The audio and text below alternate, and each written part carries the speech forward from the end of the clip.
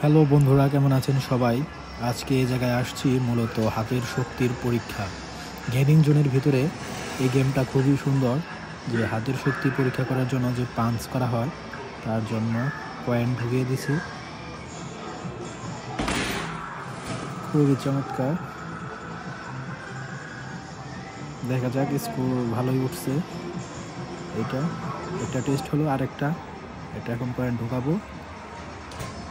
এটাও মূলত হাতের পরীক্ষা, হাতের শক্তি কতটুকু স্কোর হয় দেখা যাক। প্রিপারেশন নিচ্ছি।